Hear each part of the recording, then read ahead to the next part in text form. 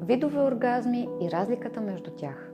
Аз съм Вили Кръстева и съм психолог, сексолог, както и фамилен терапевт.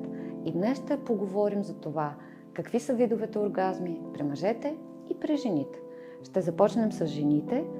При тях са 3 обявени по книгите и те са външен, тъй наречения клиторен, вътрешен, тъй наречения А и сквърт, който е пръскащия.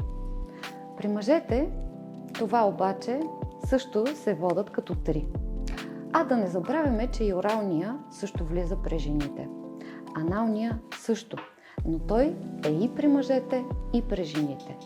А при мъжете и съответно еякулирането. Така са разпределени на жените 5, а на мъжете цели 3. Кои и какви сте изпитвали, можете да оставите в коментар отдолу под видеото и да последвате канала ми.